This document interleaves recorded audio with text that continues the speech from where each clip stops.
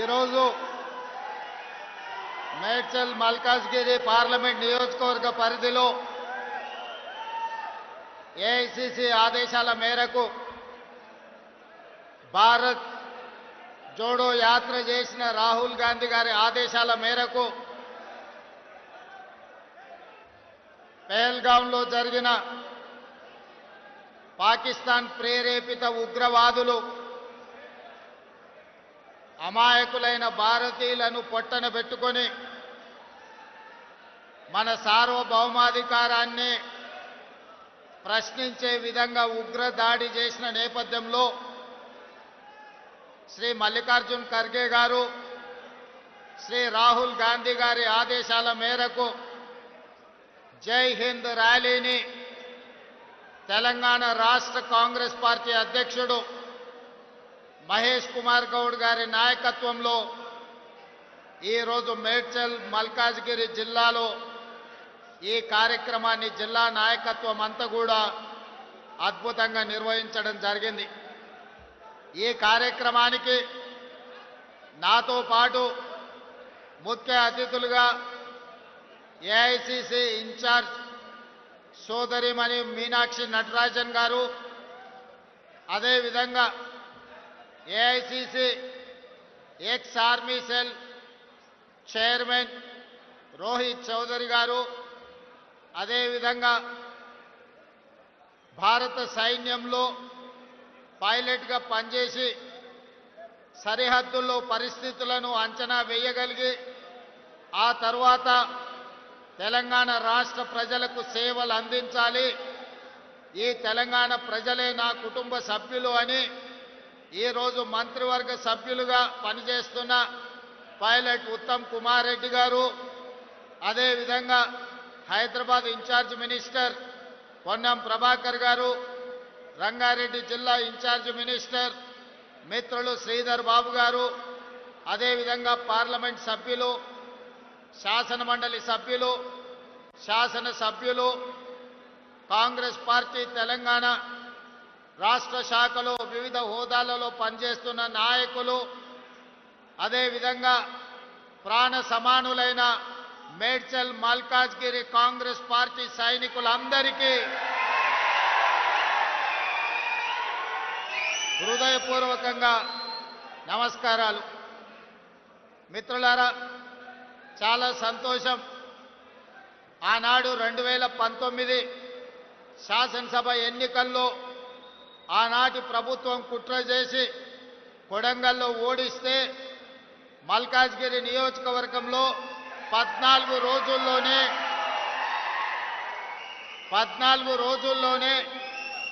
మీరు గుండెల్లో పెట్టి చూసుకొని భుజాల మీద మోసి పార్లమెంటుకు పంపిస్తే ఆనాడు శ్రీమతి సోనియా గాంధీ గారు మీ అభిమానాన్ని గుండెల నిండా నింపుకొని పార్లమెంటుకు వెళ్తే కాంగ్రెస్ పార్టీ తెలంగాణ అధ్యక్షుడిగా నియమించి తెలంగాణ రాష్ట్రానికి సోనియా గాంధీ గారు ఆశీర్వదించి పంపించారు. ఆనాడు మీరు గుండెల్లో పెట్టి చూసుకున్న మీ అభిమానం ఈనాడు తెలంగాణ రాష్ట్ర ముఖ్యమంత్రిగా మీ ముందల నిలబడ్డాడు అంటే దీనికి కారణం మీ అభిమానం, మీ శ్రమ. ఆనాటి ఎన్నికల్లో మీ రక్తాన్ని చెమటగా మార్చి మీరు గెలిపించారు కాబట్టి ఈనాడు తెలంగాణ రాష్ట్రానికి ముఖ్యమంత్రిగా మీ ముందల నిలబడ్డాను. మల్కాజ్గిరి మిత్రులు, కార్యకర్తల యొక్క త్యాగాన్ని ఎల్లకాలం గుర్తుపెట్టుకుంటా ఈరోజు దేశంలో నాయకత్వ సమస్య ఉద్భవించినప్పుడు ఈ దేశం మీద పాకిస్తాన్ ప్రేరేపిత ఉగ్రవాదులు భారతీయులను అమాయకులను పొట్టన పెట్టుకున్నప్పుడు మనమందరం ఈ దేశ ప్రధానమంత్రికి, ఈ దేశ వీర సైనికులకు అండగా నిలబడాలని రాజకీయాలకు అతీతంగా ఆనాడు పహల్గాంలో చనిపోయిన అమరులకు మనం క్యాండిల్ ర్యాలీ తీసి నరేంద్ర మోడీ గారికి, కేంద్ర ప్రభుత్వానికి అండగా నిలబడ్డాం. ఆనాడు మనమందరం వేలాదిగా నక్లెస్ రోడ్డులో ర్యాలీ నిర్వహించి ప్రధానమంత్రికి, కేంద్ర ప్రభుత్వానికి ఒక మాట చెప్పినాం. భారతీయుల గుండెల్లో తుపాకీ తూటాలు దించిన ఒక్కడు కూడా బతికి ఉండొద్దు. ప్రేరేపించిన దేశం ప్రపంచం ముఖ చిత్రంలో ప్రపంచం పటంలోనే పాకిస్తాన్ కనిపించొద్దు, నువ్వు తూడ్చిపెట్టు, 4 కోట్ల తెలంగాణ ప్రజలు నీకు అండగా నిలబడతారని నక్లెస్ రోడ్డు మీద నుంచి మనము వారికి మద్దతు పలికినాం. ఆనాడు రాహుల్ గాంధీ, సోనియా గాంధీ, మల్లికార్జున్ ఖర్గే గారు, మీనాక్షి నటరాజన్ గారు ఒక్కరే చెప్పారు, దేశ భద్రతకు సంబంధించిన విషయం వచ్చినప్పుడు రాజకీయాలకు అతీతంగా మనందరం కలిసి ఉండాలి. ఎన్నికలు వచ్చినప్పుడే రాజకీయాలు, దేశ భద్రతకు సంబంధించిన విషయం వచ్చినప్పుడు 140 కోట్ల మంది ఏకమై మన మీద దండెత్తే వారిని తుద ముట్టించే వరకు మనం అందరం కలిసికట్టుగా ఉండాలి, మనం కలిసి పోరాడాలి, ఈ దేశాన్ని గెలిపించుకోవాలి, సైన్యానికి అండగా నిలబడాలి అని మనకు ఉద్బోధించారు. ఆ ఉద్బోధనలతో మనమందరం దేశంలో ప్రధానమంత్రికి, ప్రభుత్వానికి అండగా నిలబడ్డాం. ఆనాడు పాకిస్తాన్ మీద యుద్ధం చేయాలన్నా వద్దా, పాకిస్తాన్ను ఏ విధంగా ఎదుర్కోవాలి అని ప్రధానమంత్రి అఖిలపక్షం పిలిస్తే అఖిలపక్ష సమావేశానికి రాహుల్ గాంధీ గారు, మల్లికార్జున్ ఖర్గే గారు హాజరయ్యి సంపూర్ణంగా విశ్వాసం ప్రకటించడమే కాదు, సంపూర్ణమైన మద్దతు కేంద్ర ప్రభుత్వానికి ప్రకటించారు. ఆనాడు మనం చెప్పినాం, ఇక్కడ తెలంగాణ నడిగడ్డ మీద నుంచి ఇందిరమ్మ సాక్షిగా చెప్పడమే కాదు, పార్లమెంటులో అఖిలపక్ష సమావేశంలో మల్లికార్జున్ ఖర్గే గారు, రాహుల్ గాంధీ గారు స్పష్టంగా చెప్పిండ్రు, ఇది ఒక అవకాశం మన మీద దాడి చేసిన పాకిస్తాన్కి గుణపాఠం చెప్పడానికి. మీరు విజృంభించండి, సైనికులకు స్వేచ్ఛనివ్వండి, ఆక్రమించుకున్న కాశ్మీర్ను తిరిగి పొందాలి, పాక్ ఆక్యుపైడ్ కాశ్మీర్ను తిరిగి భారతదేశంలో విలీనం చెయ్యాలి, పాకిస్తాన్కు గుణపాఠం చెప్పాలి, మేము అండగా నిలబడతాం, నువ్వు యుద్ధం చెయ్యి అని నరేంద్ర మోడీ గారికి చెప్పారు. మరి ఈరోజు నేను అడుగుతున్న మిత్రులారా, ఆనాడు యుద్ధం చెయ్యాలనుకున్నప్పుడు, ఆనాడు మన దేశం మీద, మన పౌరుల మీద దాడి చేసినప్పుడు అఖిల పక్షాన్ని పిలిచి అన్ని ఆలోచనలు చేసి ఆనాడు మా అందరి మద్దతు తీసుకున్నాడు. ప్రధానమంత్రి నరేంద్ర మోడీ గారికి మేము అండగా నిలబడి, మీరు యుద్ధం చెయ్యండి, మేము అండగా నిలబడతాం, మేము సమర్థిస్తాం రాజకీయాలకు అతీతంగానే కాంగ్రెస్ పార్టీ ఆనాడు స్పష్టంగా ప్రధానమంత్రి నరేంద్ర మోడీ గారికి చెప్పడం జరిగింది. 4 రోజులు యుద్ధం తర్వాత మరి ఏమి జరిగిందో, ఎవరు బెదిరించిండ్రో, ఎవరు లొంగ తీసుకున్నారో, ఎవరికి ఎవరు లొంగిపోయినరో మనకు తెలియదు. కానీ అర్ధాంతరంగా అమెరికా ప్రెసిడెంట్ ట్రంప్ బయటకు వచ్చి నేను యుద్ధాన్ని ఆపేసిన, భారత్ను బెదిరించిన అని ట్రంప్ ప్రకటించే పరిస్థితి వచ్చింది అని అంటే, ఈ దేశ ప్రధానమంత్రి యుద్ధం చేయాలనుకున్నప్పుడు, పాకిస్తాన్ మన మీద దాడి చేసినప్పుడు పార్లమెంటులో అఖిల పక్షాన్ని పిలిచి చర్చించాడు. మరి యుద్ధం ఆపాలనుకున్నప్పుడు ఎందుకు అఖిల పక్షాన్ని పిలువలేదని నేను అడుగుతున్న ఈ దేశ ప్రధానమంత్రిని. ఆనాడు నీకు అవసరమైనప్పుడు మమ్మల్ని పిలిచినావు, మమ్మల్ని అండగా నిలబడ్డమన్నావు. మేము సైనికులను, అమరులైన భారతీయులను దృష్టిలో పెట్టుకొని రాజకీయాలకు అతీతంగా మోడీకి, బీజేపీకి అండగా నిలబడ్డాం. కానీ కాల్పులు ఆపినప్పుడు, యుద్ధం విరమించినప్పుడు మీరు అఖిల పక్షాన్ని ఎందుకు పిలవలేదు, అందరితో ఎందుకు సంప్రదించలేదని ఈరోజు ఈ జై హిందూ ర్యాలీ సందర్భంగా నేను వారిని అడగదలుచుకున్నా. మిత్రులారా, నాయకత్వం అంటే ఆషామాషి కాదు, యుద్ధం అంటే ఉపన్యాసాలు ఇచ్చుడు కాదు, మైకులో పెద్ద పెద్ద సంభాషణలు చెప్పుడు కాదు. యుద్ధం అంటే ధైర్యం ఉండాలి, యుద్ధం అంటే వెన్నెముక ఉండాలి, యుద్ధం అంటే యుద్ధ తంత్రం ఉండాలి, యుద్ధ నీతి ఉండాలి, గుండెల్లో ధైర్యం ఉండాలి.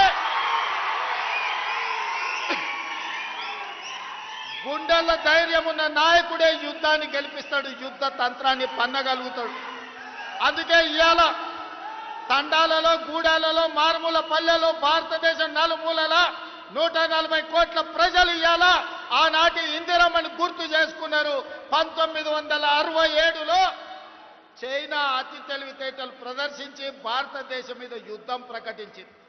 ఆనాటి ప్రధానమంత్రి శ్రీమతి ఇందిరాగాంధీ గారు తిప్పి కొట్టడమే కాదు, చైనాను ఓడించి మోకాళ్ళ మీద కూసబెట్టి చైనాకు గుణపాఠం చెప్తే మన్న జరిగిన చైనా దురాక్రమణ 4000 స్క్వేర్ కిలోమీటర్లు ఈరోజు భారత భూభాగాన్ని ఆక్రమించుకున్నారు. కర్నల్ సంతోష్ బాబు, సూర్యాపేట కోదాడ బిడ్డ, ఉత్తమ్ కుమార్ రెడ్డి గారి నియోజకవర్గానికి సంబంధించిన కర్నల్ మన ఆర్మీ జవాన్ను చైనా పొట్టన పెట్టుకుంటే కనీసం నరేంద్ర మోడీ గారు చైనాకు తిరిగి జవాబు చెప్పే పరిస్థితిలో లేరు. ఆనాడు చైనా మన సరిహద్దులు దాటితే ఇందిరాగాంధీ గారు తరమడమే, పొలిమేర్లు దాటే వరకు, సరిహద్దులు దాటే వరకు తరమడమే కాదు, చైనాను 1967లో ఓడించి ప్రపంచ దేశాలకు సందేశాన్ని ఇచ్చిండ్రు. భారత్ వైపు ఎవడు కన్నెత్తి చూసినా వాళ్ళ గుట్లు వీకుతాం, గోటీలు ఆడుకుంటామని చెప్పి ఇందిరమ్మ ఆనాడు నిరూపించి చైనాకు గుణపాఠం చెప్పింది. మిత్రులారా, 1971లో పాకిస్తాన్ దేశానికి అమెరికా అండగా నిలబడి భారతదేశాన్ని ఆక్రమించుకోవాలని భారతదేశం మీద యుద్ధం చేయడానికి ముందుకొచ్చారు. ఆనాడు ఆ సమయంలో ఇందిరాగాంధీ గారు అమెరికాలోనే పర్యటన చేస్తున్నారు. మన సైనికులు తిప్పి కొట్టి పాకిస్తాన్ మీద యుద్ధం చేస్తుంటే అమెరికా ప్రెసిడెంట్ ఇందిరాగాంధీ గారిని బెదిరించారు. మీరు తక్షణమే యుద్ధం ఆపాలి, యుద్ధం ఆపకపోతే మేము పాకిస్తాన్కి మద్దతు ఇచ్చి మీ దేశాన్ని ఓడిస్తామని చెప్పి ఆనాటి అమెరికన్ ప్రెసిడెంట్ ఇందిరాగాంధీ గారిని బెదిరిస్తే ఇందిరాగాంధీ గారు ఒకే మాట చెప్పింది, నా దేశాన్ని రక్షించుకునే గుండె ధైర్యం ఉంది, నాకు వెన్నెముక ఉంది, నీకు చేతనైతే పాకిస్తాన్ తరపున యుద్ధానికి రా, యుద్ధంలోనే తేల్చుకుందాం, నీ సంగతి ఏందో చూస్తా అని ఆనాడు ఇందిరాగాంధీ గారు గుండె ధైర్యంతోనే అమెరికా ప్రెసిడెంట్కు ధీటుగా జవాబు చెప్పడమే కాదు, 1971లో జరిగిన పాకిస్తాన్ యుద్ధంలో పాకిస్తాన్ను ఓడించడమే కాదు, పాకిస్తాన్ 2 ముక్కలు చేసి దేశాన్ని ఒక బంగ్లాదేశ్ దేశంగా, రెండోది పాకిస్తాన్ దేశంగా ఇందిరాగాంధీ గారు విడగొట్టారు. ఆనాడు పాకిస్తాన్ మన మీద దాడి చేయాలనుకుంటే ఉక్కు మహిళ ఇందిరాగాంధీ పాకిస్తాన్ యుద్ధంలో ఓడించడమే కాదు, పాకిస్తాన్ని 2 ముక్కలు చేసి బంగ్లాదేశ్ పాకిస్తాన్గా విడగొట్టి భారతదేశం వైపు కన్నెత్తి చూస్తే బొంద పెడతామని ఇందిరాగాంధీ గారు నిరూపించిన నాయకురాలు శ్రీమతి ఇందిరాగాంధీ, మన కాంగ్రెస్ పార్టీ అధ్యక్షురాలు. అందుకే ఆనాడు నెక్లెస్ రోడ్లో నేను చెప్పిన, నరేంద్ర మోడీ గారు మీకొకవేళ ఆలోచన లేకపోతే, మీకొకవేళ ఏ విధంగా పాకిస్తాన్ ఓడించాలని అర్థం కాకపోతే ఆనాటి అపరకాలి ఇందిరమ్మను ఆదర్శంగా తీసుకో, ఇందిరమ్మకు దండం పెట్టి బయలుదేరు, ఇందిరమ్మ మహిళా శక్తిగా అపరకాలిగా నీకు అండగా ఉంటుంది. ఇందిరాగాంధీ గారు చూపించిన మార్గంలో నువ్వు పాకిస్తాన్తో యుద్ధం చెయ్యి, 4 కోట్ల తెలంగాణ ప్రజల పక్షాన తెలంగాణ ముఖ్యమంత్రిగా నేను నీకు అండగా నిలబడతా అని చెప్పిన. ఆనాడు అందరికంటే ముందు అమరులైన చనిపోయిన పహల్గాం చలో చనిపోయిన భారతీయులకు క్యాండిల్ ర్యాలీ తెలంగాణ రాష్ట్రం మొట్టమొదట ర్యాలీ నిర్వహించింది. అదేవిధంగా యుద్ధం మొదలైన తర్వాత కేంద్ర ప్రభుత్వానికి నరేంద్ర మోడీకి అండగా నిలబడడానికి మొట్టమొదటి తిరంగా ర్యాలీ తీసి వేలాది మంది సైనికులను, పోలీసులను, ప్రభుత్వ ఉద్యోగస్తులను నెక్లెస్ రోడ్డు మీద కదం తొక్కించి ప్రధానమంత్రి మీరు యుద్ధం చేయండి, మేము అండగా నిలబడతామని తెలంగాణ 4 కోట్ల ప్రజల తరఫున మనం తిరంగా ర్యాలీ తీసి అండగా నిలబడ్డాం. మరి నేను ఇవాళ బీజేపీ నాయకులను అడుగుతున్నా, మీకు కొంచెమైన ఆలోచన ఉందా? మీ చీము నెత్తురు రక్తం ఎక్కడికి పోయింది? ఇవాళ పాకిస్తాన్ నుండి మన దేశంలో చొచ్చుకొచ్చి 26 మందిని పొట్టన పెట్టుకోవడమే కాదు, యుద్ధం నువ్వు ప్రకటిస్తే నీ యుద్ధంలో 36 మందిని కశ్మీర్లో మళ్ళీ పాకిస్తాన్ వాడే చంపితే మీరు మీ పార్టీ ఏం చేస్తున్నారు? గాడిద పళ్ళు దొమ్ముతున్నారా? నేను బీజేపీలను అడుగుతున్నా. ఇవాళ జరిగిన పరిణామాలు, ఈ దేశంలో బీజేపీ చేస్తున్న రాజకీయాలను ఈ దేశ ప్రజలు ఆలోచన చేయాలి.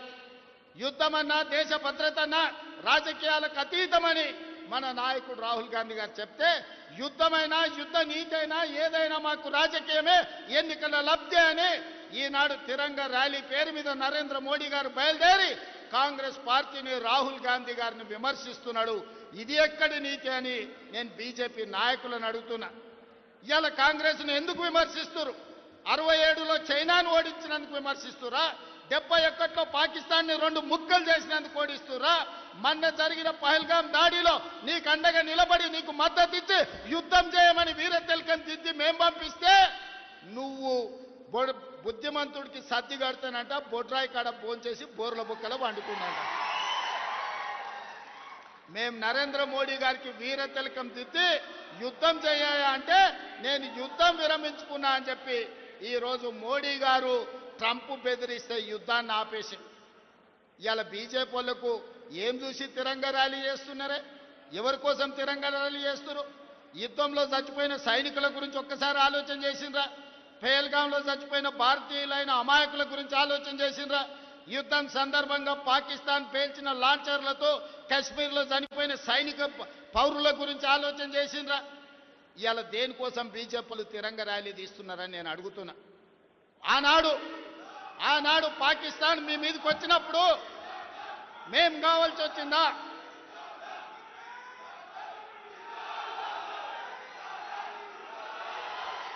ఆనాడు పాకిస్తాన్ ఉగ్రవాదులు ఈ దేశంలో అమాయకులను చంపినప్పుడు అఖిల పక్షం కావాల్సి వచ్చింది. కాంగ్రెస్ పార్టీ అండగా నిలబడాల్సిన అవసరం కనిపించింది. కానీ ట్రంప్ బెదిరించగానే నువ్వు యుద్ధాన్ని విరమించుకున్నప్పుడు అఖిల పక్షాన్ని ఎందుకు పిలవలేదని మేము సూటిగా అడుగుతున్నాం ఈ దేశ ప్రధానమంత్రిని. ఇది నీ సొంత వ్యవహారం కాదు, నీ పార్టీ వ్యవహారం కాదు, ఇది ఎన్నికల విధానం కాదు, ఇది దేశ భద్రతకు సంబంధించిన విధానం. దేశ భద్రత విషయంలో యుద్ధం చేయాల్సిన సమయంలో యుద్ధం విరమించడం ద్వారా 140 కోట్ల భారతీయుల యొక్క ఆత్మ గౌరవాన్ని ట్రంప్ దగ్గర తాకట్టు పెట్టొచ్చి ఇవాళ గొప్పల కోసం ఉపన్యాసాలు బీజేపీ వాళ్ళు ఇస్తున్నారు తప్ప ఈ దేశ భద్రత పట్ల వాళ్ళకు పట్టింపు లేదు. పదే పదే చెప్పేది పాక్ ఆక్యుపైడ్ కాశ్మీర్ను మేము సాధిస్తామని. ఇవాళ నేను అడుగుతున్న బీజేపీ వాళ్ళని, పీఓకేను గుంజుకోవద్దని ఎవరు చెప్పారు? మేమందరం దేశంలో ఉన్న అన్ని రాజకీయ పార్టీలు 140 కోట్ల మంది మీకు అండగా నిలబడి పాక్ ఆక్యుపైడ్ కాశ్మీర్ను గుంజుకో, పాకిస్తాన్ ఓడించమని చెప్పినాం. బెలూచిస్తాన్ విడగొట్టి ఇంకో దేశంగా ఏర్పాటు చేయమని చెప్పినాం. బెలూచిస్తాన్ విడదీసే శక్తి నీకు లేదు, పీఓకే తెచ్చే శక్తి నీకు లేదు. కానీ ఇవాళ కాంగ్రెస్ పార్టీని మీరు విమర్శించడం ద్వారా ఏమి చెప్పదలుచుకున్నారని బీజేపీ నాయకులను నేను అడగదలుచుకున్నా. అందుకే మిత్రులారా, ఈరోజు దేశంలోనే పెద్ద కంటోన్మెంట్ మన పార్లమెంటు నియోజకవర్గంలో ఉంది. సికింద్రాబాద్ కంటోన్మెంట్ అంటే ఈ దేశ భద్రతకు గుండెకాయ. ఈరోజు ఇక్కడున్న సైనికులే ఈ యుద్ధంలో పాల్గొని ఈ తెలంగాణలో ముఖ్యంగా ఇక్కడ తయారు చేసిన యుద్ధ విమానాలే ఈరోజు యుద్ధంలో దేశం యొక్క గౌరవాన్ని నిలబెట్టినాయి. మోడీ గారు తెచ్చిన రాఫెల్ యుద్ధ విమానాలు మన పాకిస్తాన్ కూల్చింది. ఎన్ని కూల్చిందో రాఫెల్ గురించి చెప్పమంటే ఈరోజు చర్చ లేదు. ఈరోజు మన దేశం కాదని ఇతర దేశాల నుంచి రాఫెల్ యుద్ధ విమానాలను కొనుగోలు చేసిన మోడీ గారు మీరు జవాబు చెప్పండి. మన పాకిస్తాన్తో జరిగిన యుద్ధంలో ఎన్ని రాఫెల్ యుద్ధ విమానాలు పాకిస్తాన్ నేలగూల్చిందో మీరు లెక్క చెప్పండి. గొప్పల కోసం వేల కోట్ల రూపాయల కాంట్రాక్టులు మీకు కావాల్సిన వాళ్ళకి ఇచ్చి ఇవాళ రాఫెల్ యుద్ధ విమానాలు కొన్నారు. అవెందుకు నేలగూలినాయో ఇవాళ ప్రజలకు సమాధానం చెప్పాలి. అందుకే మిత్రులారా, ఇవాళ ఈ ర్యాలీ ఎన్నికల కోసం కాదు, ఈ ర్యాలీ ఓట్ల కోసం కాదు, ఈ ర్యాలీ కాంగ్రెస్ పార్టీ కోసం కాదు. ఈ ర్యాలీ వేలాది మంది తరలి వచ్చింది ఈ దేశ సైనికుల యొక్క ఆత్మ స్థైర్యాన్ని నిలబెట్టడానికి, ఆత్మ గౌరవాన్ని పెంపొందించడానికి. మన యుద్ధంలో పాల్గొన్న సైనికులు మా వాళ్ళు, మా ఆత్మ గౌరవం సైనికులకు మేము అండగా నిలబడ్డామని ఇవాళ మల్కాజ్గిరి పార్లమెంటు ప్రాంతంలో వేలాది మంది కదం దొక్కింది. సైనికులకు అండగా నిలబడడానికి యుద్ధాన్ని విరమించడం ద్వారా సైనికుల ఆత్మ గౌరవాన్ని, ఆత్మ స్థైర్యాన్ని బీజేపీ దెబ్బతీస్తే ఆ సైనికులకు అండగా నిలబడడానికి ఇవాళ వేలాదిగా మనము ఈరోజు బయటకు వచ్చి సైనికులకు అండగా నిలబడ్డాం. అందుకే ఇవాళ ఈ వేదిక మీద నుంచి ఎన్నికలు కాదు, దేశ భద్రత వచ్చినప్పుడు కాంగ్రెస్ పార్టీ దేశ భద్రతకు నిలబడుతుంది. ఆడొకడు ఈడొకడు తలమాసినోడు కాంగ్రెస్ ఏం చేసింది అని అంటాడు. కాంగ్రెస్ ఏం చేసింది? దేశానికి స్వతంత్రం తెచ్చింది. కాంగ్రెస్ ఏం చేసింది? మహాత్మా గాంధీ గారు ఈ దేశం కోసం నేల కొరిగిండు.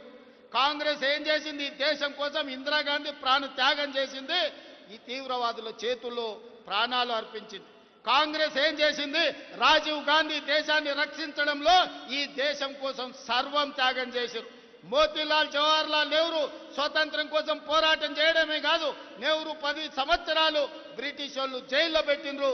వేల కోట్ల రూపాయల ఆస్తులు ఆనాడు దేశం కోసం సర్వం అంకితం చేశారు.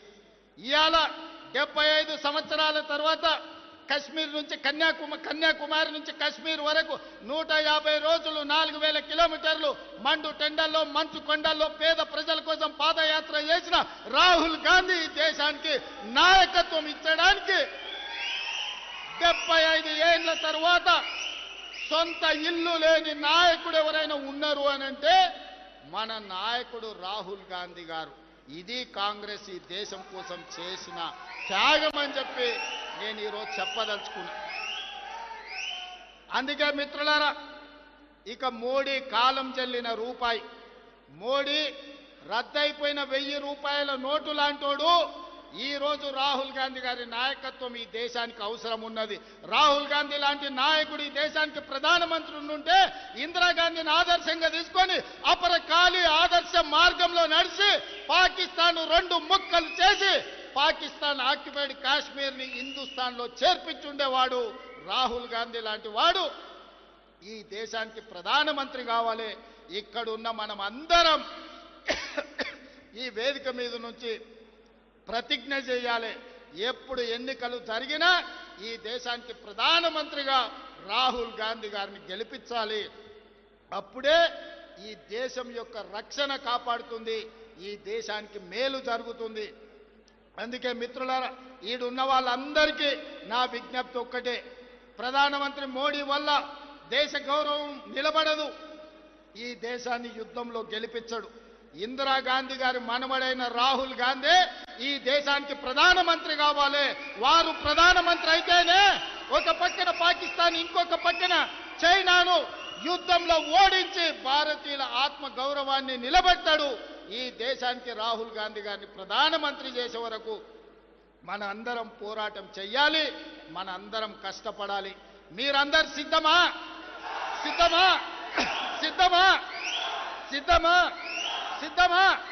సిద్ధమన్న వాళ్ళందరూ చేయి పైకెత్తండి. జై హింద్, జై హింద్, జై హింద్. ధన్యవాదాలు మిత్రులారా.